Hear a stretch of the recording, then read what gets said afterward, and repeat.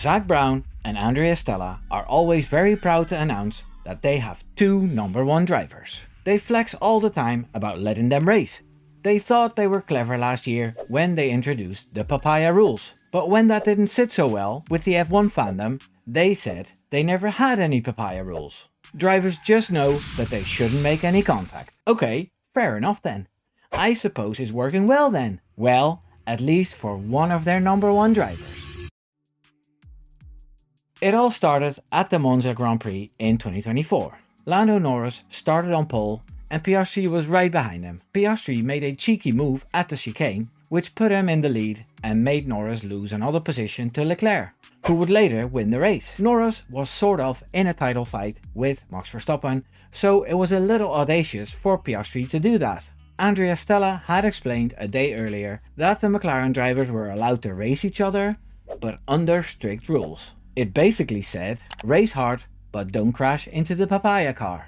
This was dubbed the Papaya rules because of the color of their cars, and it sounded smart. McLaren had found a way to control what they could control when it comes to their drivers, even if that meant they had to sanitize races when mistakes were made. Remember that. In Hungary that season, Oscar Piastri won his first race, which should have been a joyful experience, but it wasn't, because McLaren made mistakes with their strategy, and Norris ended up ahead of Piastri. We all remember the cringeworthy back and forth between Norris and Will Joseph to hand back the position to Piastri. Oscar's 3.5, I know you'll do the right thing. Which he eventually did. The mistake was sanitized, and proper racing wasn't a priority when it came to controlling the drivers. McLaren clearly opened Pandora's box here with their meddling and the holier-than-thou narrative to the media.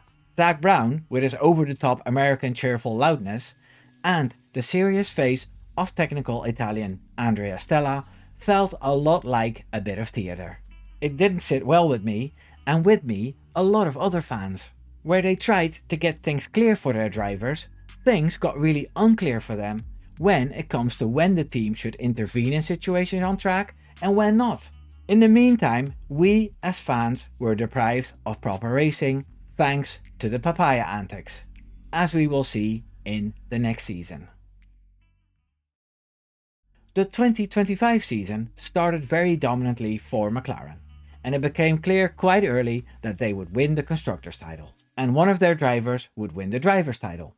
Max Verstappen did manage to snatch away 2 wins from the Woking team, but overall McLaren was the strongest.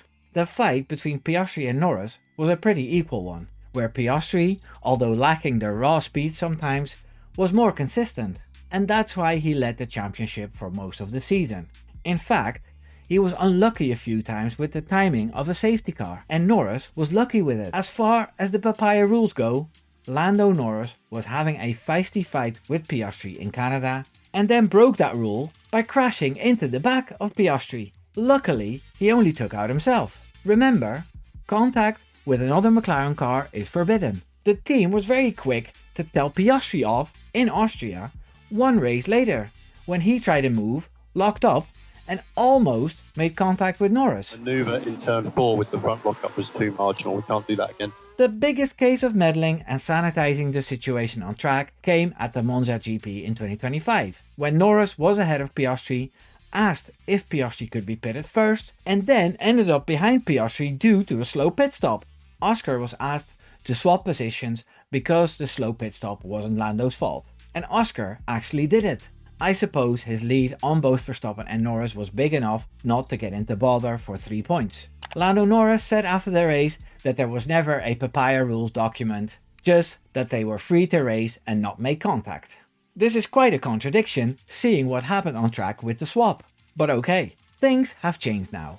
Max Verstappen and his RB21 are competitive again, as they scored 2 second places and 2 wins since the summer break, and Piastri has been leaking points to Norris as well. Therefore, things are getting even more tense on track as the number of races goes down. Lando Norris qualified behind Verstappen and Piastri in Singapore and even got beaten in quali by Antonelli. But remarkably, he had a great start, passed Antonelli and fought with Verstappen. In that fight, he touched Max and then crashed into Piastri. That is a foul in the Papaya rules that either do or don't exist. First in Canada and now in Singapore. You'd expect McLaren to sanitize this situation, right? Fair racing is tough but cleanly, without contact, according to Zak Brown in 2024. Well, it seems like there's more to these rules because they aren't very consistent. It totally looks like they want Lando Norris to catch up with Oscar Piastri. I've heard Australian fans say this for a while now, and I brushed it off as just fan talk. But it's becoming more and more clear. Like, in this situation, Piastri had outqualified Norris by 2 positions. Oscar was almost driven off the track by his teammate and nothing was done.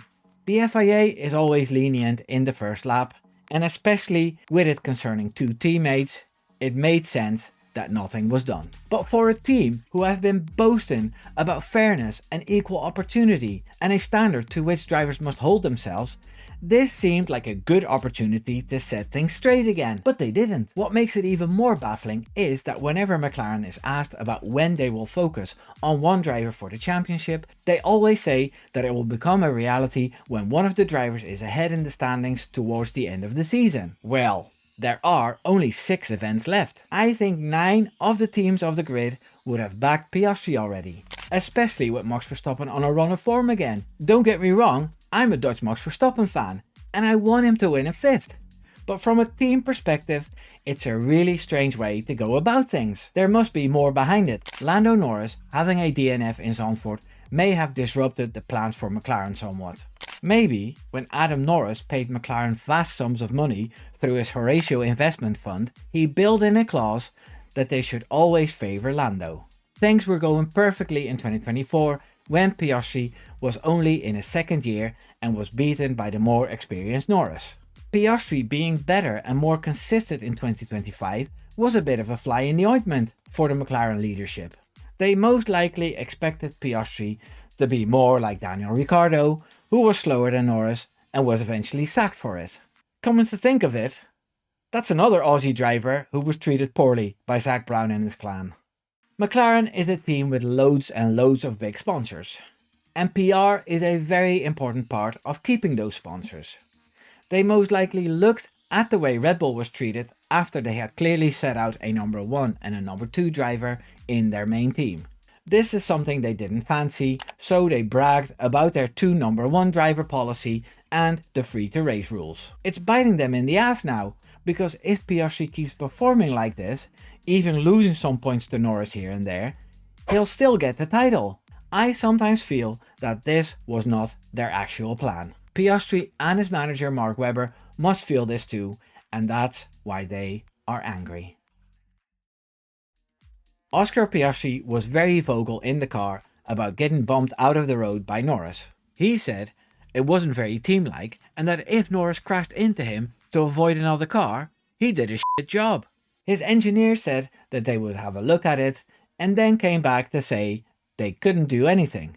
Piastri was told to control the controllable. Well, the funny thing is that at McLaren, situations like this are controllable. You just wait for the team to tell the other driver to swap and mum's the word. Unfortunately for Oscar, this only seems to work one way. So Piastri finished P4, lost points to Verstappen and some points to Norris. No biggie, unless he suffers a DNF too. After the race, a few weird things happened as well.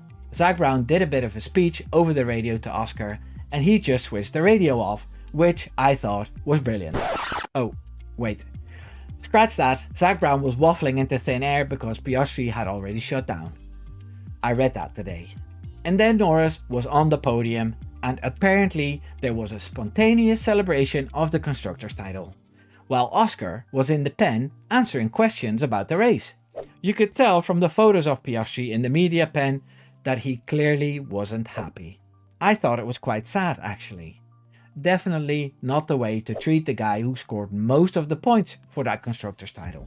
Later, McLaren did a bit of damage control and had another little celebration with Oscar involved. All parties involved have said that they would have some serious conversations after the weekend, but one thing is for sure, the gloves are off. With both drivers having long contracts at McLaren, I don't think it will be easy or cheap to sack one of them for not sticking to their rules.